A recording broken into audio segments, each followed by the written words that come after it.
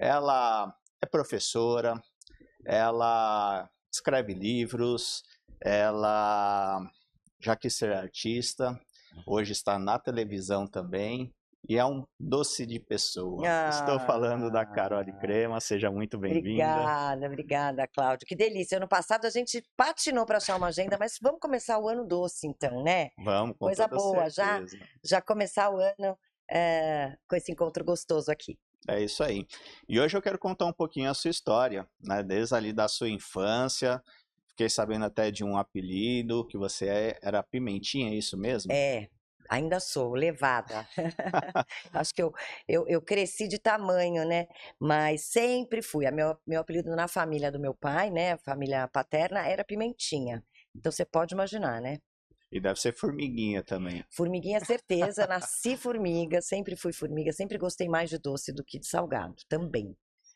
E você veio de uma família onde seu pai era engenheiro e sua mãe é artista plástica. Isso. E o que te levou então para essa área da culinária, da gastronomia? Foi super sem querer, Cláudio. Assim, eu tenho os meus pais, e aí é muito legal falar um pouquinho deles. A minha mãe, artista plástica, a família toda da minha mãe tem essa coisa artística, os Crema, temos essa coisa artística. Então, artes plásticas, música, performance, teatro. Então, muita gente da minha família sempre foi para essa parte artística. Minha mãe é super criativa, então eu acho que eu estimulei a minha criatividade desde sempre, né? Porque no final das contas isso está no meu dia a dia, né? A criatividade. E o meu pai, que é um engenheiro super pragmático, que é super pé no chão, que é super trabalhador, e ele também, ele me ensinou, né? A vida inteira, fala até hoje, ele fala, minha filha, não tem mistério, não tem segredo, é acordar cedo e trabalhar. Né? Então, com meu pai, eu aprendi muito essa coisa de você, que a gente vence, sim, mas a gente vence batalhando, A né? disciplina, Com com a disciplina, resiliência. resiliência, que isso eu sempre tive como um grande exemplo do meu pai. A minha mãe com a criatividade, com a leveza, né, com a alegria que ela tem, e a junção dos dois, que eu acho que eles como pais fizeram isso por mim e eu faço pelas minhas filhas, acho que foi, acho não, a coisa mais legal que tem, eles sempre nos deixaram sem quem a gente é, eu e meus irmãos, né? Então eu larguei praticamente três faculdades. Não, mas não quero isso, eu quero aquilo. Não, vai fazer o que vai te fazer feliz, né? Esse é um ponto importante que eu sempre bato nessa tecla, né? Que os pais não devem influenciar, tem que incentivar a criança a ser aquilo que ela quer ser, né? Exatamente, mas não é. E aí eu acho que talvez isso que eu vou falar agora, hoje em dia já soe até um pouco retrógrado, mas eu acho que sim, a gente tem que estimular os nossos filhos, a gente tem que fazer o que a gente tem vontade, tem vocação, enfim, mas entendendo que é o seguinte, é trabalhar, né? Quer dizer, é fazer o que você gosta, mas para fazer disso uma carreira, para você viver disso, para você se sustentar, para você ter sucesso profissional. Sem ganância também, nunca trabalhei, e nem eu e nem a minha família, isso não é uma coisa recorrente, mas sim a coisa da disciplina, do esforço, da dedicação, né? Então, acho que, para mim, o que funcionou muito bem foi a junção dessas coisas todas. Então, da arte da leveza da minha mãe, né? Da disciplina do meu pai, e ao mesmo tempo a paixão dele pelo trabalho, ao mesmo tempo podendo ser livre e fazer o que eu queria. Olha que legal. Quando eu estudei, Cláudia, eu estudei cozinha e serviço. Então, eu também sou garçonete, maître. Olha aí a Eu acho gravatinha que eu tenho uma borboleta. outra foto aqui, você fingindo ser uma garçonete aqui. Vamos para a Deixa eu foto ver. 2. Isso aí, olha só que loucura. Isso, eu fiz o. Eu tinha acabado de receber meu uniforme, aí eu fiz a foto para mandar para minha mãe. Olha lá, mãe, eu, de garçonete. E é verdade essa curiosidade que quando você chegou lá para fazer o curso, você recebeu um kit que tinha vários itens e você achou que era a roupa da formatura e Achei. chegou na aula sem. Roupa de gala, claro. Porque aí eu vejo uma doma chique. Não sei se tem foto minha aí com a doma. Eu acho que tem a foto Vamos 3, ver. mas não sei se essa é a do curso. É Ah, não, essa? essa já é da Embi Morumbi. Nossa, eu também era novinha, né, gente? Ah, meu Deus. Eu tava com eu recebi na caixa a doma, um baita de um brasão da escola, tal, com meu nome bordado, o toque, que é esse chapéu, né? Eu olhei e falei, nossa, mas a roupa da formatura no primeiro dia de aula, né? Esquisito, o pessoal em inglês, né? Falei, ah, eles são muito organizados, guarda a roupa aí, depois Não a era um gente curso vê. de férias curto também, né? Não, gente, como é que. E aí eu descobri que não, que a roupa de gala era a roupa do dia a dia, né? Que hoje eu tenho um armário de gala na minha casa, de tanta roupa de cozinha que eu tenho. Eu realmente não sabia. E como foi chegar lá, todo mundo vestido a caráter e você não? E foi levando bronca, né, já. Então, esse também é uma coisa que é recorrente na minha vida, né? A pessoa tá sempre levando uma bronquinha. Eu lembro exatamente do dia, se eu fechar o olho, eu tô naquele lugar. Então tinha um corredor, né? E aí uma porta vai e vem que entrava para as cozinhas, né? Porque onde eu estudei era uma escola de formação de cozinha e salão, aonde tinham, sei lá, uns 4 restaurantes escola. Então, os restaurantes, eles davam para fora do prédio da universidade, as pessoas podiam, então, um passante, você podia ir lá comer, então era um restaurante ali meio da comunidade, né, de Uhum. quem morava lá perto.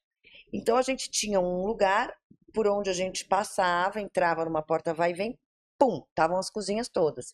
Então, daquele ponto, você já tinha que estar Caráter, né? exatamente, nos trinques ali. E eu perdi a primeira semana de aula, porque como eu sou muito maluca, tudo impulsivo na minhas vidas, tudo assim correndo, eu decidi e me inscrevi no curso, era, sei lá, 29, 30 de agosto, e o curso começava 14 de setembro. Porém, eu tinha que voltar para o Brasil, eu fui lá me inscrever, não tinha nem internet, né? Então, tinha que voltar, me organizar, organizar a mala para 2 anos, pedir demissão, falar com os amigos, enfim. Esses foram 10 dias aí. Não deu tempo de Aham. fazer tudo. Então, eu perdi os 2, 3 primeiros dias de aula, que eram os introdutórios, onde ia ser explicado todo o esquema, e eu não estava. E eu era a única, não de língua inglesa, eu era a única da sala. Então, eu estava assim, com os 2 pés esquerdos, com as 2 mãos esquerdas, tudo errado. Fui, pendurei a roupa de gala, calça jeans assim, ó, calça jeans, camiseta. Tinha na minha, sei lá, um cronograma que eu tinha que estar num lugar chamado Larder. Larder, E aonde que é, né? pois é, que aí é outra coisa que eu sempre falo.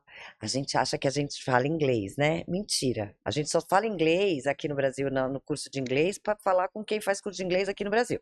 Era mais o britânico, né? Cheguei lá, imagina, o que que é ladder? Não sei nem. Ladder é como se fosse um açougue, uma cozinha de preparo, que eu não sabia nem que existia em português. Aí falei, tem que ir num lugar chamado ladder. Ok. Fui andando, please, onde é que é o ladder? Onde é que é o ladder? Fui pedindo informação, passa a porta, vai e vem, você vai dar de cara com a ladder. E eu, opa, quando eu passei, eu já. Aí eu entendi tudo. Daí, primeiro que eu vi todo mundo de gala, e veio já um professor na minha direção. Olhou para minha cara, onde é que você pensa que vai? Sem cabelo solto, né? Porque a cozinha, obviamente, existe a parte protocolar, a doma, tem algumas coisas que hoje em dia nem são importantes, o Sim. chapéu, enfim, que são mais para inglês ver. Mas tem o básico, né? Mas tem um mínimo, né, gente? Você não entra numa cozinha sem uma touca de cabelo, sem um sapato antiderrapante, né? E aí eu sei que eu entrei e eu já tomei cadê seus whites? Falei, o que é isso? I don't know, não sei nada, moço. Eu tô chegando agora. Me orienta aqui, né? Aí ele me levou numa salinha de secretária, sei lá, e aí me deram um jaleco, um guarda-pó assim, bem comprido, uma touca no cabelo. E eu fui esse dia porque o cara foi assim, muito fofo comigo, que não é normal, né? Porque eu levava bastante bronca. E aí eu entendi, né? Aí observei os alunos, entendi. No dia seguinte, pelo menos o uniforme já estava E direitinho. você já tinha cozinhado alguma coisa antes? Nada, praticamente nada. Praticamente nada. E no primeiro dia, é No- verdade que você teve que desossar já um Muitos frango? frangos, muitos e muitos frangos. Esse larder, então, como é que é o esquema desse curso? É até legal, porque é totalmente diferente do que a gente tem aqui no Brasil pelo menos de gastronomia, né? Como é um curso de formação, de ofício, porque cozinha é ofício, cozinha não tem nada demais, né? O Alex falou essa semana, eu falo há muitos anos também, que é o seguinte, eu e a Dona Maria da Boleira da Esquina é tudo igual, não tem diferença, é ofício, nós somos artesãos, né? Nem artista a gente é. Mas aí, como é que era dividido o curso? Nós tínhamos todas esses restaurantes da faculdade que eram atendidos pelos alunos em todos os níveis, desde lavar louça até chefe de cozinha, maître, etc. Então, nós nos dividimos em panelas, em grupinhos de 3, 4, e a gente ficava 2, 3 semanas em cada setor de cada restaurante, e isso era o curso. A formação é essa, você vai lá e trabalha.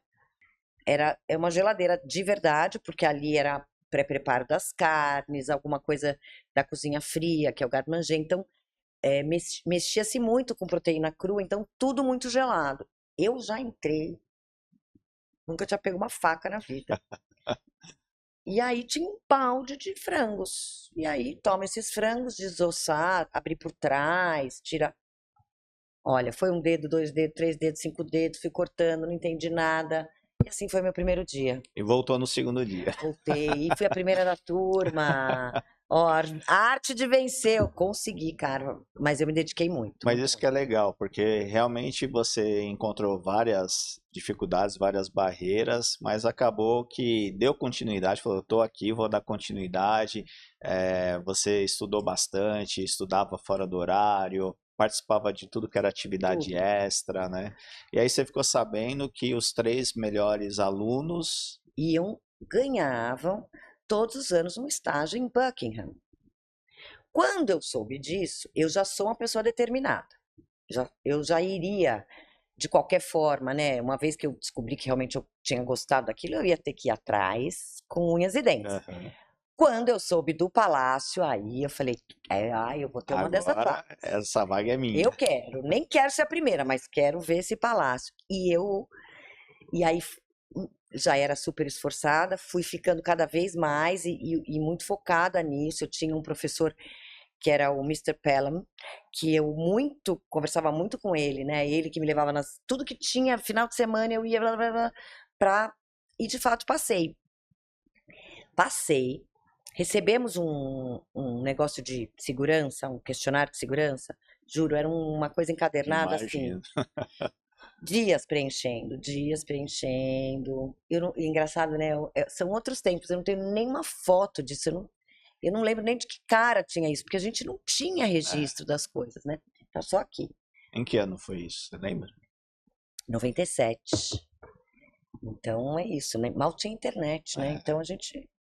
Aí, fotografia, gente, desses 2 anos eu tenho, sei lá, 30, 40. Não tinha, né, esses registros. E aí, preenchemos, entreguei. E não fui, porque aconteceu eu recebi um telefonema do professor responsável, né, pelos estágios, dizendo que por algum motivo de atraso na entrega de documentação, não foi permitido o estágio aquele ano.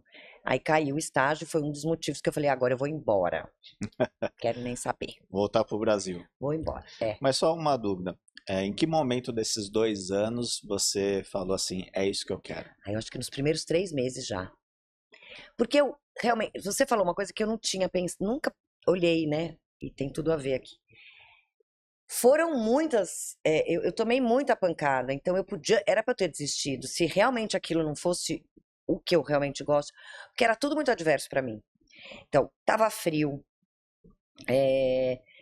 os alunos eram todos mais jovens, porque é um curso que não é uma formação universitária, é uma formação, é como se fosse um técnico mesmo, então era a moçada que tinha recém saído do ensino médio. Então, assim, não me relacionava, não entendia o que eles falavam, porque mesmo aprendendo inglês, eles eram muito suburbanos, então era um outro sotaque, era um outro acento. Eu era super, oh meu Deus, faziam muito bullying comigo. Eles são frios também, né? São difíceis, então foi muito difícil, né? Eu não entendia nada. Professor, teve um ou outro que me pegou na mão, mas a maioria Tinha um lá que falava os termos, eu não entendia, ele falava em francês. Eu falava, eu também não sei falar francês. Então, tudo foi muito difícil. Então, realmente, você levantou aí um comentário que eu mesma nunca tinha pensado. Eu realmente quis isso. Eu tive muita oportunidade para desistir, para falar, ah, não, sabe? Até porque já tinha passado outras trajetórias que no meio do caminho você falou, não, isso não é para mim, Uhum, né? uhum. E de repente esse você abraçou de uma forma Eu acho que foi muito no totalmente começo. diferente, né? Isso eu quero isso. E o que é engraçado também, que ao contrário do que muitas pessoas pensam, é uma área que requer muito estudo, né? Muito. Tem nada. Cozinha, eu falo muito isso para as pessoas. Ai, tem que ter mão para cozinhar. Não tem que ter mão. Tem que ter estudo, Tem que né? ter a cabeça para cozinhar. Porque cozinha é que nem matemática, é uma técnica, né? Cozinha é uma coisa que a gente estuda. Eu falo para os alunos. Um- um- uma técnica, né? Um método de cozinha, um método de preparo, ele é uma fórmula. Os ingredientes são os números. Eu usando a mesma forma e mudando os ingredientes, eu obtenho resultados diferentes, né? Então isso é totalmente estudável. Aí tem muita relação com física, tem muita relação com química, tem tudo a ver com matemática, tem tudo a ver com química. Então, eu acredito, e eu acho que eu sou um pouco prova disso, que cozinha é estudável. Obviamente, eu falo sempre isso também, como na arte, né? Então eu falo, bom, pintar um quadro, eu posso pintar um quadro. Eu tô até pintando agora. Esse ano eu comecei um novo hobby. Eu tô fazendo umas aquarelinhas ali em casa. Se eu estudar, se eu for lá, se eu descobrir, estudar um pouquinho de desenho, entender as cores, eu vou conseguir fazer. Todo mundo consegue. Agora, eu não vou ser Monet, nem Picasso, né? Então na cozinha é a mesma coisa. Todo mundo vai conseguir cozinhar. Óbvio que tem um Alex Atala. O cara tem uma coisa, né? Então, como em todas as áreas, alguma coisa sempre algumas pessoas vão ter esse destaque. Não é meu caso, o meu foi por estudo mesmo. Mas é que é legal, né? Que também é uma coisa que eu comento muito. Quando você quer uma coisa, você consegue ser o que você quiser. Basta querer ir atrás, se dedicar. Você não vai no dom, vai na técnica, mas dá jeito, né? Eu De você acho. fazer o que você quer. Eu acredito nisso, assim. E você falou que aquela foto era na época que você lecionava. Uhum. Como foi esse processo de querer dar aula, querer ensinar pessoas? Olha, eu acho ensinar a coisa mais maravilhosa que existe. Mas eu nunca tinha pensado. Como você falou no começo do podcast, eu tinha sempre uma vontadezinha de ser artista, né? E dentro da cozinha, então, eu comecei a dar aula em 98, pouquinho depois que eu voltei. Dentro da cozinha, eu passei um tempo tentando achar o que eu queria, porque era uma área muito nova para mim e muito nova de maneira geral. Então, restaurante e tal. Aí um dia a Bia Gema, que é até hoje do Senac, me chamou, falou, Carole, você não quer dar uma aula? Eu falei, Bia, eu não sei nada, como é que eu vou dar aula? Não, vem aqui, porque é um pouco que em terra de cego, quem tem olho é rei. É, Foi muito, eu tava, era muito difícil ter profissional dessa área, né? A não ser os grandes profissionais da área, que são os que cozinham todo dia nos restaurantes a vida inteira, muito antes de existir essa palavra gastronomia, eles já estavam lá, mas esses não conseguem ensinar porque eles têm um outro jeito, né? Que são os nossos grandes profissionais. E aí, ela falou: ah, vem assistir umas aulas. Então, ela me preparou. Então, eu assisti alguns cursos, peguei lá um material e tal. Eu falei, ah, acho que dá para fazer. Era uma coisa super informal no Senac, para pouca gente. Eu falei, ah, vamos lá ver o que. e gostou. E amei!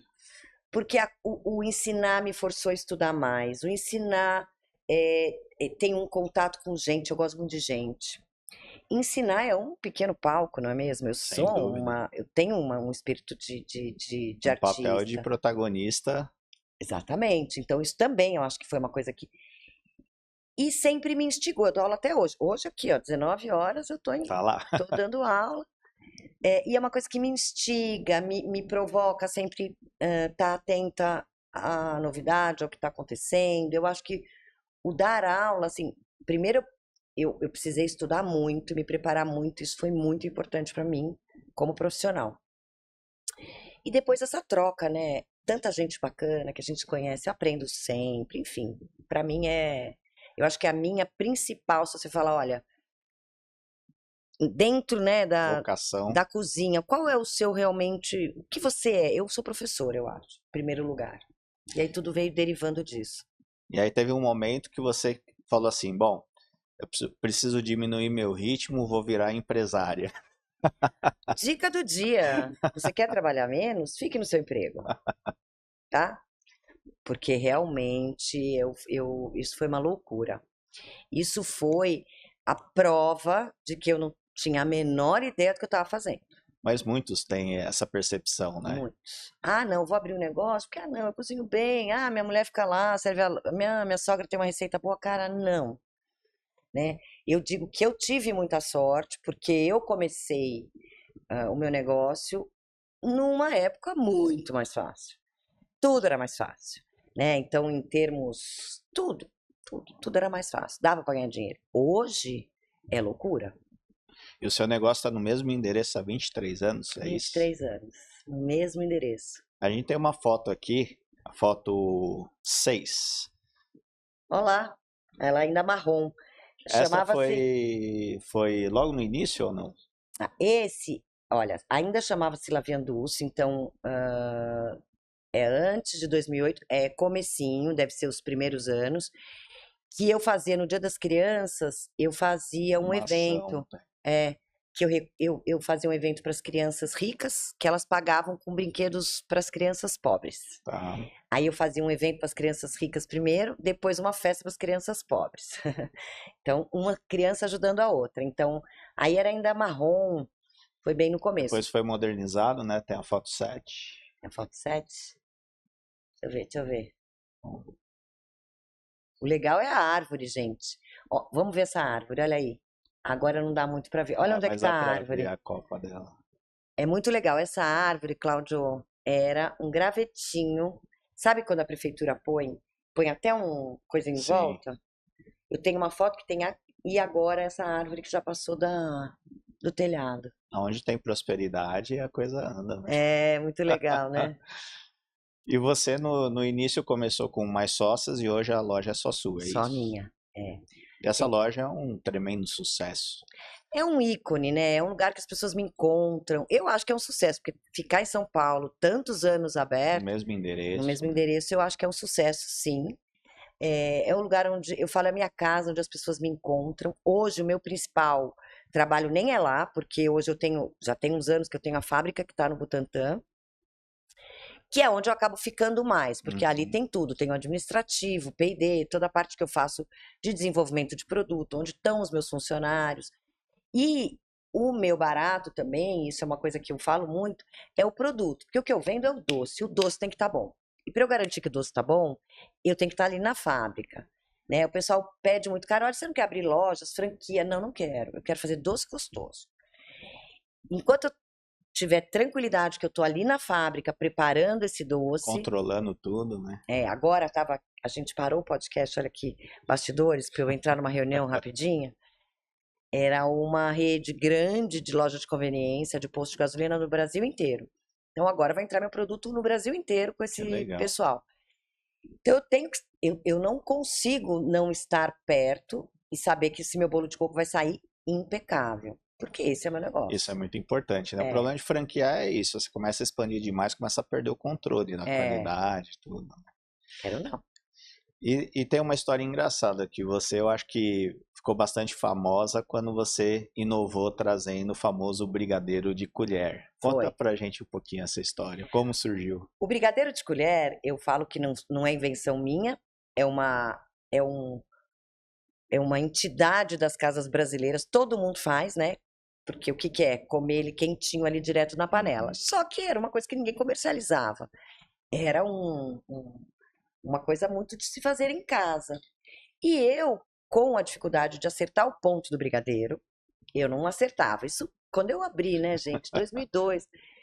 Às vezes ficava mole demais, às vezes ficava firme demais, emborrachava, quebrava dente, enfim.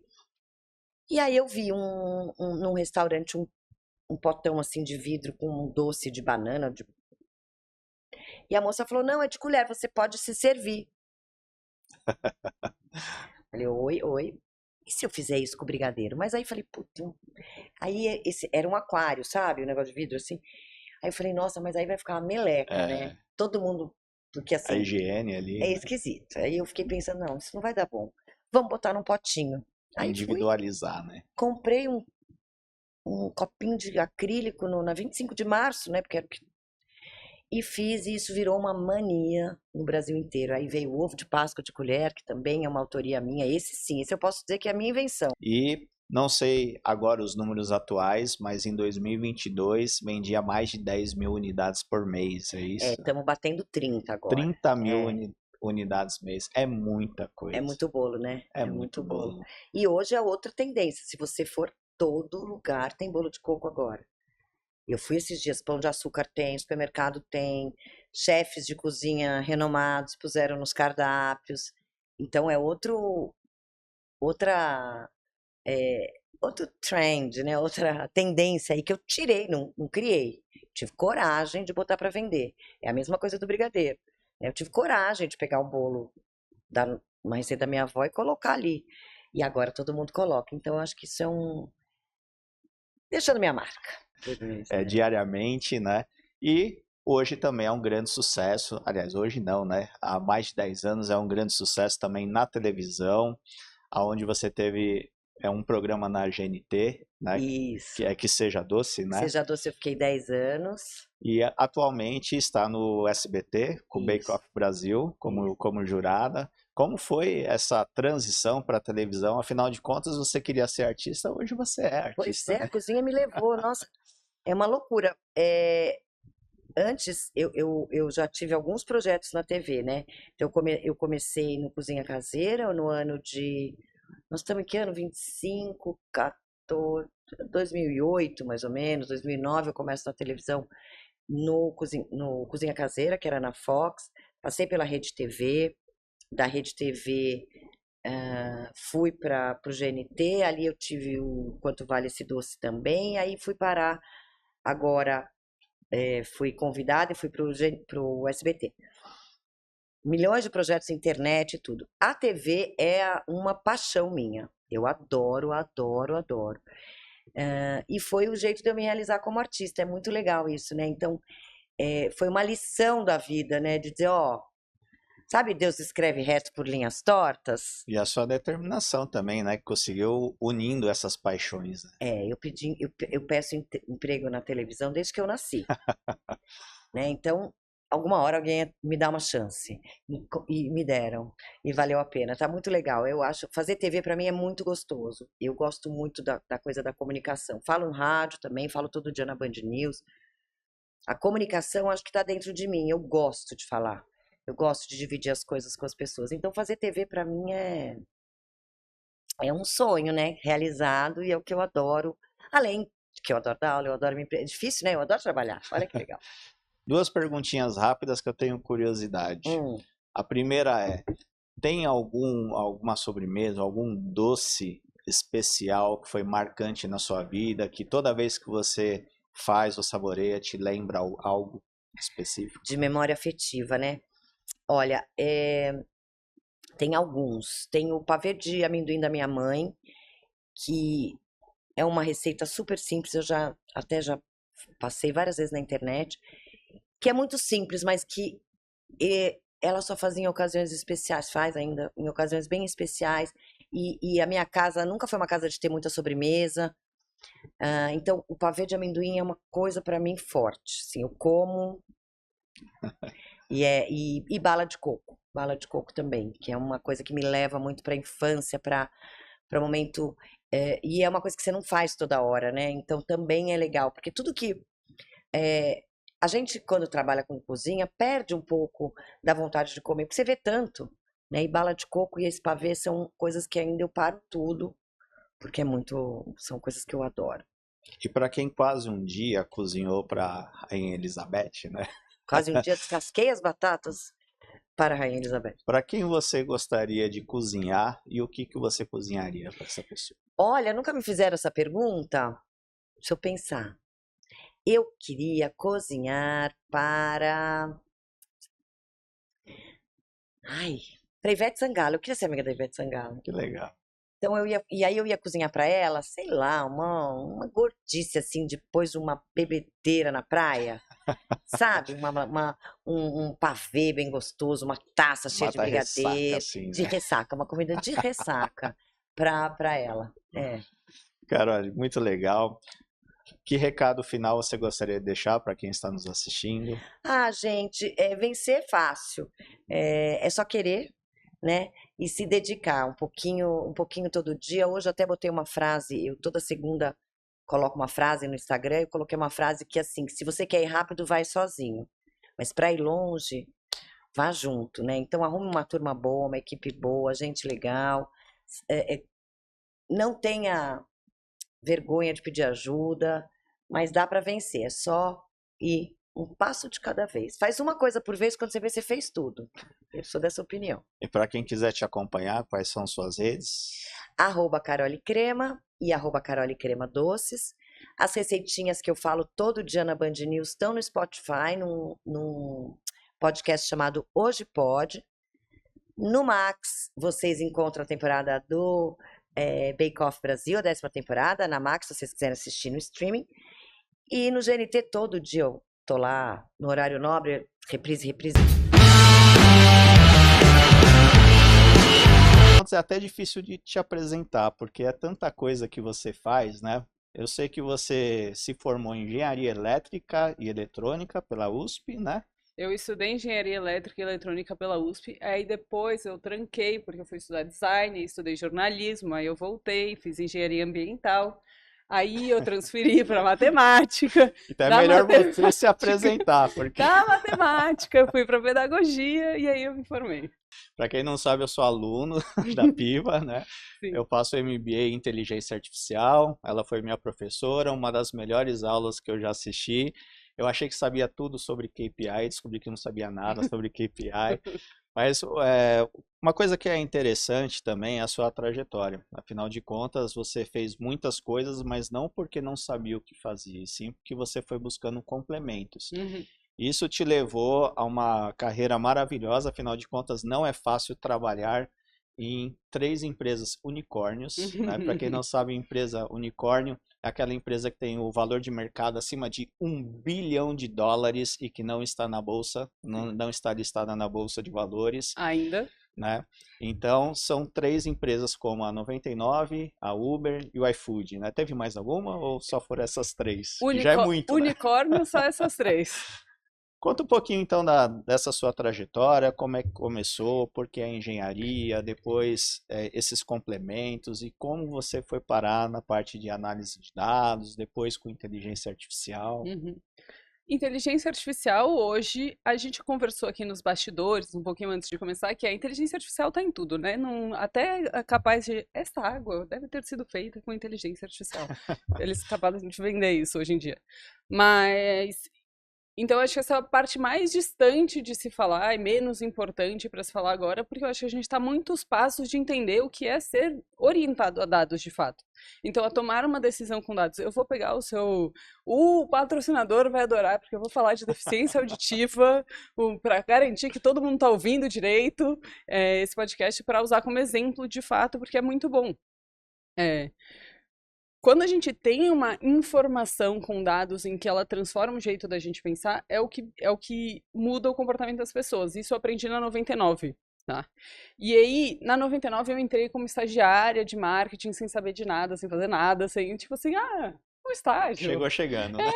Na época, 99 era só 99 táxi, só fazia táxi. Tá? A Uber nem sinal de chegar no Brasil e era um escritório de 20 pessoas que tinha mais ou menos o tamanho deste estúdio aqui, Foi entendeu? antes da aquisição dos chineses lá? Muito antes. Os chineses chegaram em 2017 e eles começaram a crescer e ganhar dinheiro a partir de 2015, que foi o ano que eu saí, um pouco antes de ir para a Uber.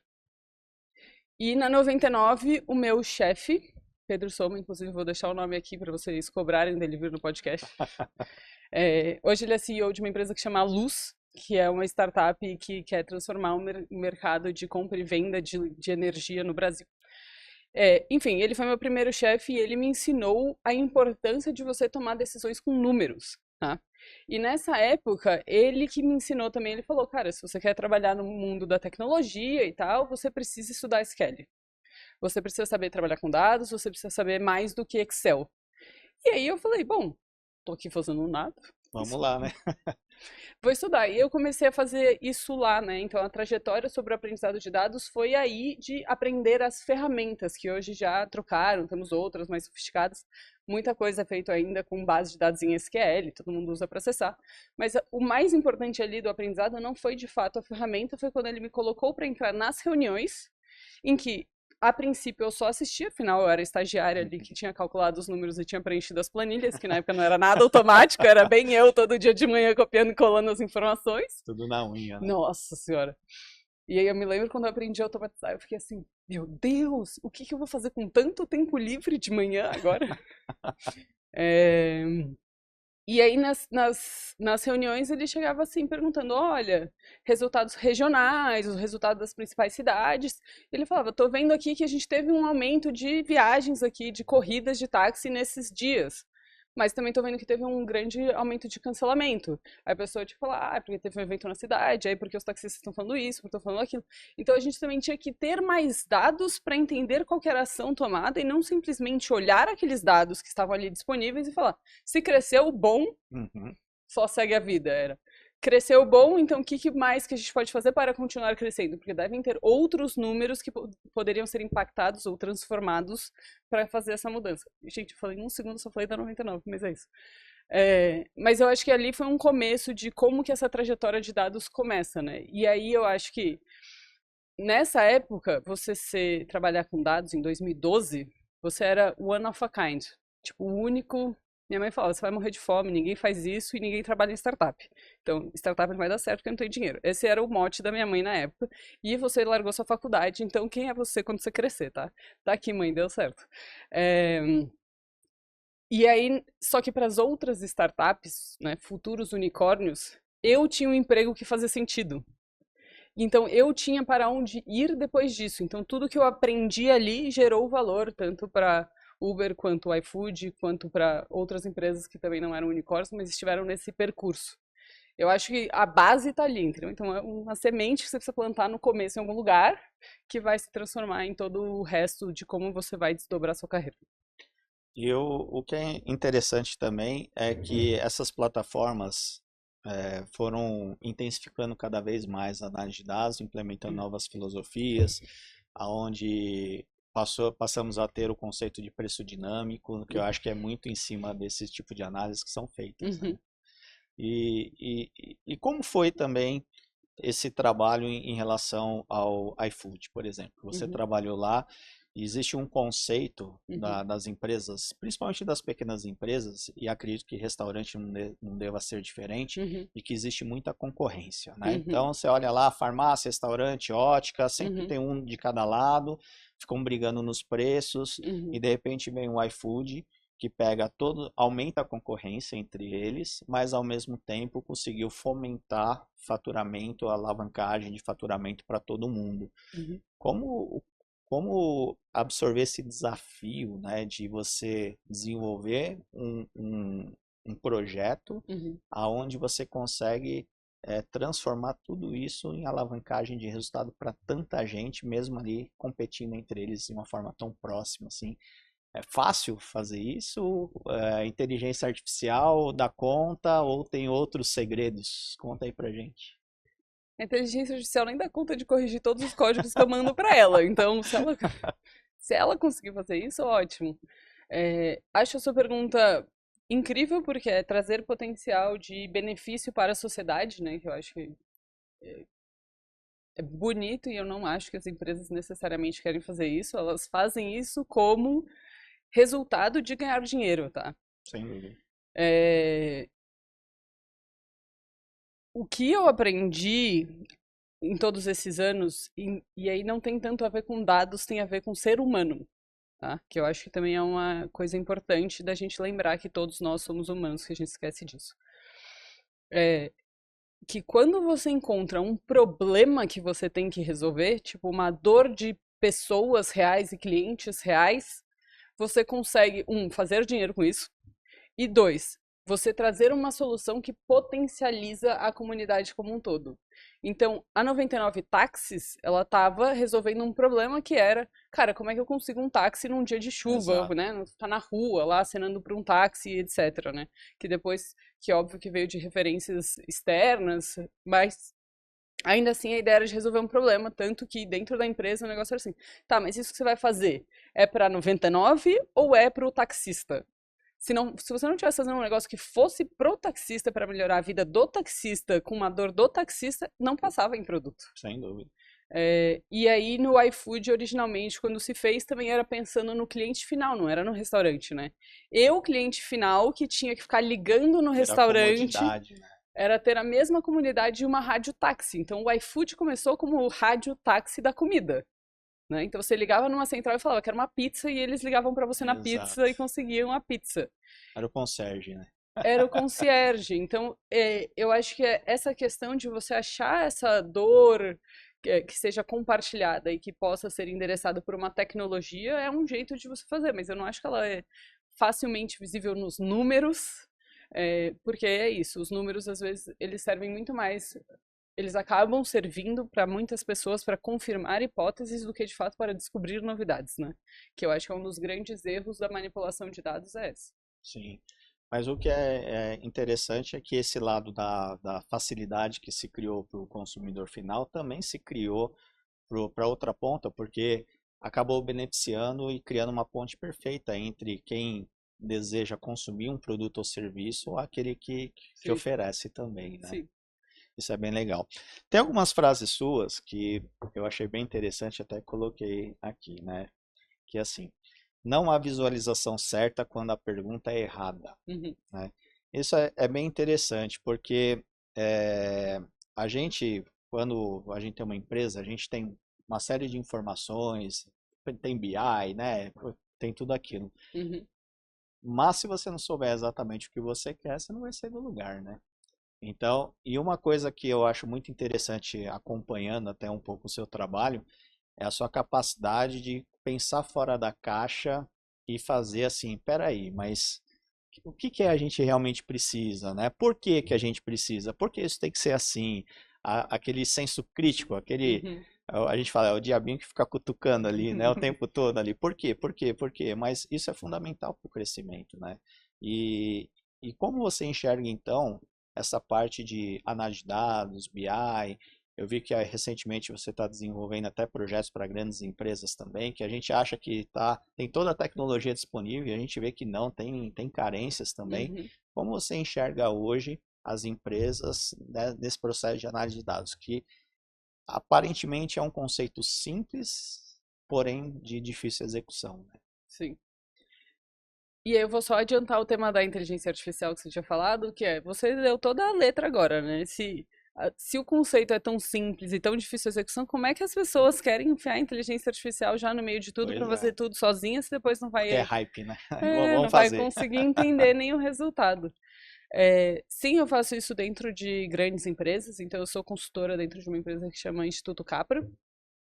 E no Instituto Capra, a ideia é justamente transformar a cultura analítica, tá? Para você mudar o futuro, porque é isso, foi o que eu disse. Eu mudei lá no comecinho, o que transformou toda a minha carreira e eu acredito nisso. Existe esse processo de você incentivar as pessoas a serem críticas. E você precisa de um lugar de espaço de confiança para você fazer isso. Porque eu não sei se você era assim, mas eu na escola era assim, que o professor falava assim: "Não, mas aí você vai lá e acontece isso e aquilo". Aí eu, Por quê? nossa, os professores assim me odiavam, sabe? Então a gente é ensinado de pequeno que perguntar, Aceitar, né? a Tudo que falam, aceitar e né? Exato. perguntar por quê. Então A não questionar, né? você trazer esse comportamento de volta depois de adulto, de tantos anos de mercado de trabalho, de escola, de vivendo isso, e você sozinho, então você, Cláudio, aprendeu isso e eu não, eu vou ficar incomodada se você tiver esse comportamento. Então a empresa como um todo tem que aprender que pode ter este comportamento e que não é uma afronta um ao outro, mas sim um jeito de pensar que vai trazer um novo aprendizado. Você era das crianças que questionava tudo ou não? É. Era. Não, é, trouxe bastante dificuldade, assim, para alguns professores meus que falavam assim, tá bom, daqui a pouco eu respondo suas perguntas, aguenta aí que eu vou terminar a aula. Aí eu ficava do tipo assim, mas eu não consigo entender o próximo passo da aula se eu não entender o que tá acontecendo agora, entendeu? A minha esposa, ela é assim. Minha esposa também é extremamente inteligente e também deu trabalho para os professores. Tudo questionava. É E isso. aí, se o professor não estava preparado, passava É, aperto, né? e aí, mas assim, aí eu passo aperto com o cliente, porque uma das coisas que também aprendi é que, já que eu quero ensinar eles a questionarem, mas se eu questionar eles, não é o jeito de ensinar. Porque se Às eles. vezes eles nem vão saber o que querem também, né? Não, não é só isso, né? Se eu começo a te desafiar no seu conhecimento, e aí, querendo ou não, uma das coisas que a gente pode falar, eu, uma menina com cara de jovem, tô tentando te ensinar alguma coisa, não é todo mundo que aceita que alguém mais jovem que você tem experiência no mercado para poder desafiar seu conhecimento. E a gente tá falando com gente que é diretor de empresa. É difícil, É. né? E como você encara hoje essa evolução das pessoas no uso da inteligência artificial? Então, hoje o ChatGPT popularizou um pouco, democratizou esse uso. Uhum. Você joga naquele time de que as pessoas vão ser incentivadas a pensar mais e criar o raciocínio lógico para poder extrair o melhor, ou aquele da preguiça mesmo, tipo, joga o problema lá, deixa o chat GPT me dar as respostas para todos os meus problemas. Eu acho que a gente vai pelo caminho fácil de É, deixa o chat GPT me dar as respostas. E aí, triste, porque eu acho que quando as pessoas falam isso, sempre vem. Né, se eu falar isso pro meu pai vai me dizer, porque as pessoas não são educadas e não sei o que, não sei o que lá. E eu não acho que não tá nesse lugar, não é uma questão de educação formal e etc. Por quê? Vários clientes vêm assim, tudo bem, mas eu quero implementar inteligência artificial. Beleza, vamos implementar. Mas o que você gostaria que a inteligência artificial fizesse? Aí eles falam, eu gostaria que eles pegassem o preço de todos os restaurantes, que eles colocassem numa máquina, e aí depois que eles colocassem na máquina, eles devolvessem a informação, mudassem a tabela dos restaurantes, maximizassem isso. Aí eu falei, tá, e aí você, pessoa, vai fazer o quê então? Tipo, esse não é o seu trabalho? cri-cri, né? Ai, tipo, porque é isso, você quer tirar o seu trabalho de tomar decisão, de entender como o mercado funciona, de como que a influência do preço de uma coisa faz no resultado da demanda ou no resultado de percepções. Tipo, se você fizer isso 100% de forma automática, sem ter nenhuma inquisição humana aí do entendimento de contexto que essa máquina nunca vai ter, quer dizer, nunca não tem hoje. Você está cortando um monte de processo, você quer que a pessoa faça o trabalho para você, ou no caso a inteligência artificial faça o trabalho para você e que você não perca seu emprego. Tipo, se uma pessoa que está vindo de grandes empresas, de diferentes setores, de diferentes níveis, está sempre querendo terceirizar as decisões que ela toma, não tem nada a ver com o fato da pessoa ter escolaridade ou ter experiência, ou ter, do tipo, a gente simplesmente não quer ter trabalho, a gente quer ganhar para não trabalhar, o que eu acho ótimo, mas, né? Por isso tem a aposta recorde de Mega Sena, né? A galera quer ganhar na Mega Sena e Exatamente. Eu descobri hoje que uma moça ganhou 18 vezes na quina da Mega Sena da virada. qual o segredo, hein? Fiquei do tipo assim, preciso de mais informações. Me conte mais sobre isso, né? É. Então, eu acho que é um pouco disso, sabe? Tipo, a gente tem a gente não quer usar ela, ou a gente quer que alguém faça todo o processo, que é a parte intelectual do negócio. Então, a gente viu muita. Você deve ter visto que está fazendo o MBA saiu a inteligência artificial da Meta, né? Que tá lá no WhatsApp, que tá no Instagram agora, então. E aí você pede para ela fazer conta simples e ela erra. E pessoas que não têm a base numérica matemática não vão entender isso. O que, Exato. ok, porque aí eu tô trabalhando com uma população que não estudou. Mas a gente tem um tanto de pessoas que deixou e encaminhou essa mensagem passar até um dia que alguém falou: ei, tá errado. Exato. Então, não é só um caminho, não é só resolver um problema. É o permitir criticar. Então, é estar no lugar da sua esposa em que ela pode perguntar tudo para todo mundo sem que ninguém se sinta mal por isso.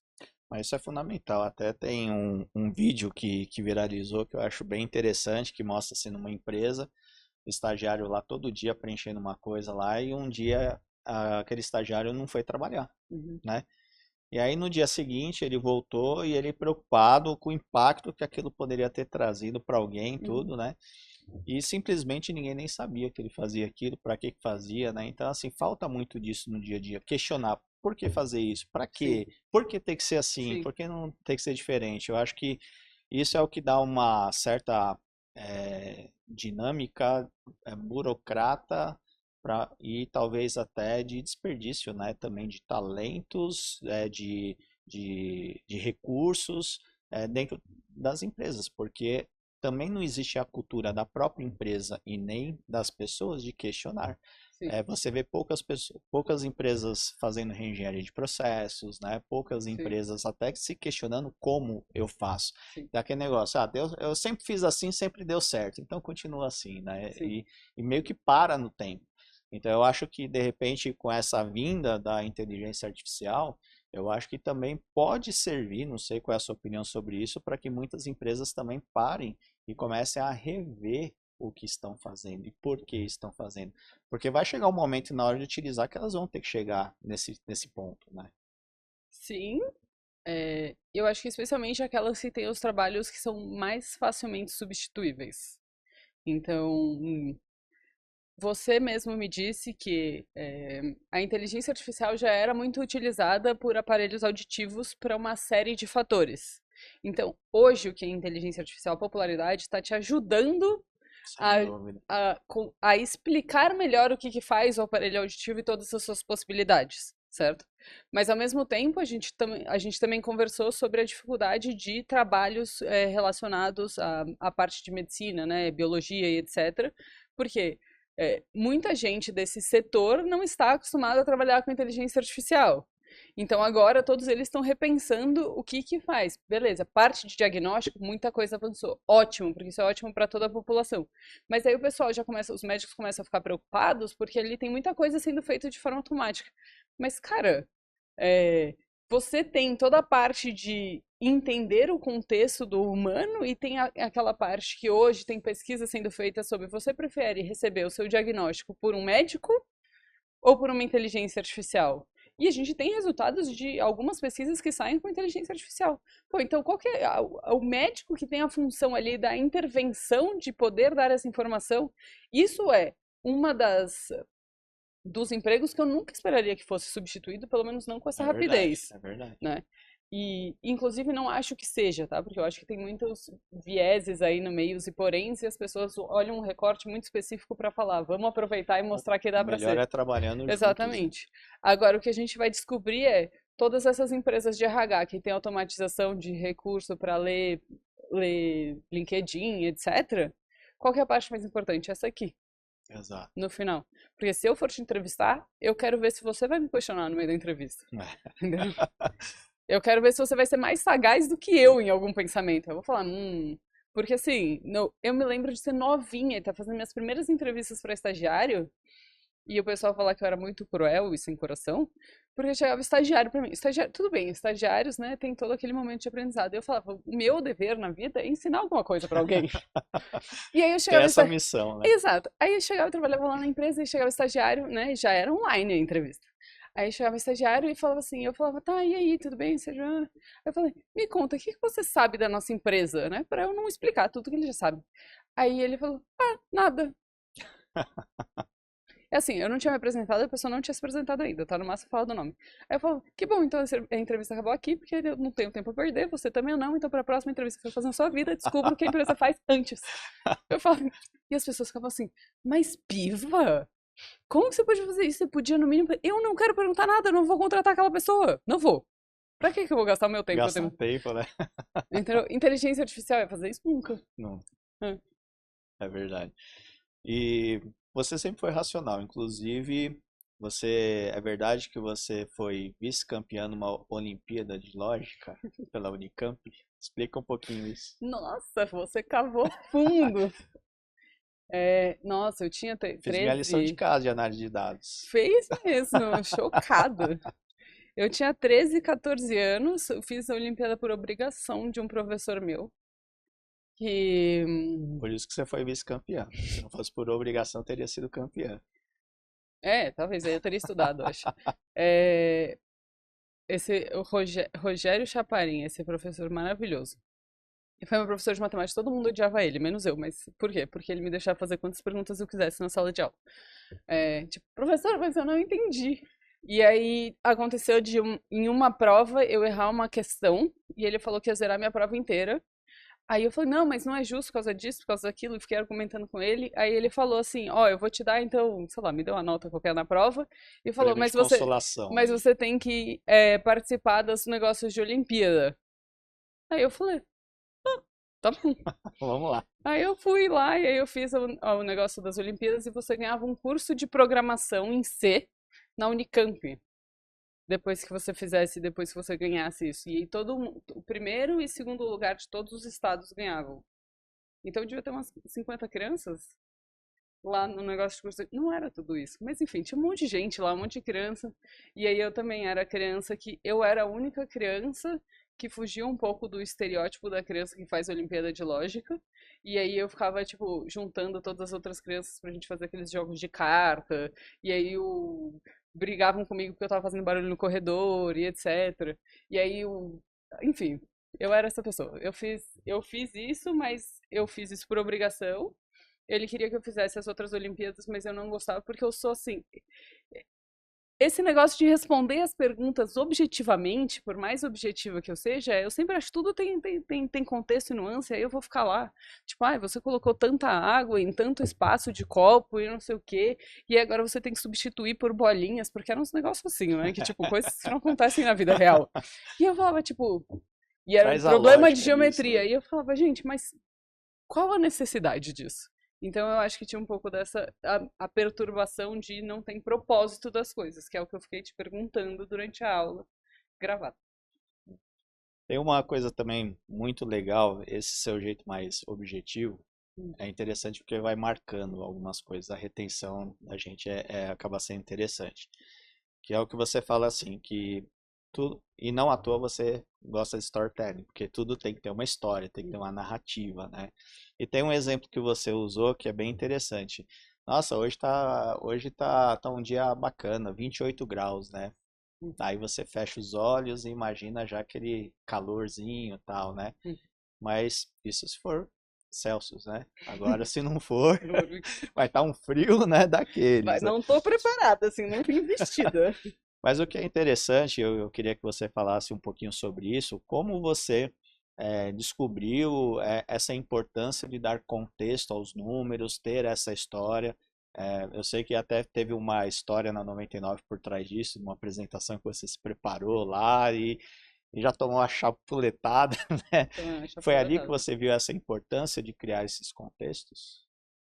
E até para a fluência da comunicação, que eu acho que é uma das coisas que mais peca dentro das organizações, é a comunicação, né? Comunicação. Todo mundo valida e paga mais para profissões técnicas como engenheiros, matemáticos, sei lá, economista já é um misto de ciências humanas, né? Mas, enfim, engenheiros, matemáticos, físicos, qualquer parte dessa ciência mais exata, sendo que os grandes problemas da humanidade não foram causados por coisas exatas, e sim por coisas subjetivas. A gente devia pagar muito bem alguém que se comunica bem. Alguém que fez uma faculdade de rádio e TV e é um bom comunicador, esse cara tem que ganhar bem, mano. Alguém que é um bom jornalista, escreve bem e consegue passar informação, essa pessoa tem que ganhar bem. Entendeu? Tipo, é muito mais difícil fazer isso. Aquelas pessoas que fazem relações públicas dentro de empresas ou mesmo as relações internas e conseguem fazer isso de uma forma boa, ótimo. Porque a dificuldade dessas palavras e da escolha de palavras, e aí tem outro, né? Porque o seu repertório não é igual ao meu repertório. Às vezes uma palavra para mim é outra. Então, um cliente esses dias para mim chegou para mim assim e falou: "Ai, Piva, eu estou sentindo falta nesse relatório de aprendizados". E eu, o relatório inteiro é um aprendizado. Tipo, esses dados são 100% novos, ninguém nunca viu ele antes, sabe assim? E aí depois, conversando, isso foi o que eu pensei, né? E na hora eu, tipo, Aí depois de um tempo perguntei pro cliente do tipo, mas vamos tentar aterrissar aqui o que significa aprendizado. Aí ele, aprendizado pra mim é quando você conecta isso com aquilo. Ah, tá, você tá falando inferência. Beleza, entendeu? Então já começa aí e a gente não tem como nivelar e normalizar isso pra todo mundo, sabe? Então é complexo a gente pensar que os dados são a principal solução, mas por que que os dados são bons e por que que eu acho eles importantes? Porque eles fazem todo mundo parte da mesma base. Então, se todo mundo está falando o mesmo número de vendas, o que é o que difere? Porque vendas boas para mim, vendas ruins para você? Se o número for o mesmo, beleza, então a gente tem que chegar num consenso. Exato. Mas sem número nenhum, não tem como, quer dizer, né? Mais difícil chegar num consenso. Eu falo que ao longo dos meus últimos 25, 26 anos, eu vivi numa bolha, Uhum, porque eu trabalho num segmento de predominância feminina, uhum, mulheres empreendedoras, uhum, mulheres à frente dos negócios. Então, tanto que na minha empresa, a minha equipe, tirando o Daniel aqui, todo o uhum, restante são mulheres, né? uhum. Adoro trabalhar com mulher. Acho mulher muito mais dedicada, muito mais empenhada, tudo, e eu vejo também a sua luta em relação a isso, né? Então eu queria que você falasse um pouquinho, porque eu sei que eu vivo numa bolha e eu sou um grande fã de trabalhar com mulheres, mas o quanto é desafiador hoje para uma mulher assumir gestão de grandes corporações, em ambientes predominantemente masculinos também, como foi o seu caso, e também questionando todo mundo. Como é que foi, como é que foi isso? Como que Eu você sou. enxerga isso e como você também enxerga essa evolução que a gente está seguindo? Cada vez mais a gente vê as mulheres nas posições de comando, tomando decisões, entrando na política, entrando nas grandes corporações. Eu acho isso fundamental. E como você enxerga todo esse processo? Show. A gente andou muito, mas. Um exemplo que eu vou dar é. Meu irmão acabou de ter um filho, e a esposa dele, minha cunhada, trabalhava numa empresa, e assim que ela voltou de licença maternidade. Ela nem tinha voltado, faltava uma semana para ela voltar de licença maternidade e ela foi demitida. E a desculpa foi reestruturação. Então essas coisas que a gente só vê nas estatísticas, elas acontecem de fato. Acontece. Tá? E aí você pergunta pra ela, eu falo, cara, vai lá, processa, você pode, não sei o quê. Aí ela falou assim, mas como é que eu vou conseguir outro emprego depois? Então a estruturação desse problema e de você ter que aceitar essa subordinação é muito difícil, entendeu? Algumas pessoas não se importariam e falariam, não, mas eu tenho, sei lá, judicialmente ninguém pode saber, apesar da gente saber que também é sensível e tal. Então, existem questões estruturais muito maiores. E eu diria que eu também vivo numa bolha. Porque eu comecei a falar sobre liderança feminina em 2016, tá? Também por causa do Lucas Mendes, que foi meu chefe na Revelo, que a esposa dele, Joyce Toyota, é um exemplo é, de uma mulher líder. E em 2016 eu estava sendo, né, tendo meu primeiro cargo ali de coordenação, de time, e estava vendo as grandes dificuldades, né, de enfrentar um mundo machista. Só que de lá até aqui, a quantidade de programas de incentivo, de inclusão e de falar sobre o tema fez com que, dentro de empresas de tecnologia, isso ganhasse muito espaço. Mas agora que eu voltei a atender empresas do varejo, eu volto a ver a dificuldade que existe ainda nessa dinâmica de poder ou nessa dinâmica de inclusão das pessoas. Eu acho esse tema difícil de falar porque a gente sempre beira, e aí eu falo, eu sempre beiro a inconveniência, porque é isso, ser questionador é ser inconveniente em algum ponto. Para muita gente né? Entendeu? Mas Então, falar sobre esse tema é um tema inconveniente, porque quem está vivendo a possibilidade, né, tipo assim, de ter, né, eu sou um homem branco acostumado a ter todas essas possibilidades. Isso significa que eu tenho que concorrer com todas essas outras pessoas, que não são só as mulheres, né, também são homens não brancos, são as mulheres não brancas que a gente não fala, aqui a gente está exato. falando só de um segmento, porque eu só posso falar desse, né? Mas então a gente está falando de uma concorrência muito maior e que é desafiador você falar e abrir mão do seu privilégio. Entendeu? Uma vez que você conquista ele, você quer ter ele para sempre. Exato. Eu acho que teve uma evolução, mas eu acho que o caminho é longo ainda. Não, também acho. Mas estamos caminhando, isso que é o mais É, importante. O importante é não regredir, né? o importante é não regredir, é isso. Legal. E para quem está nos assistindo, que recado você daria para todo mundo que está pensando em trabalhar nessa área?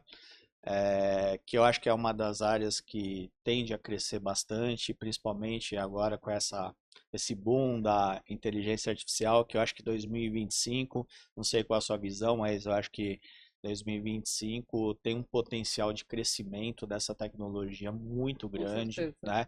Até pelos investimentos que estão sendo feitos e tal.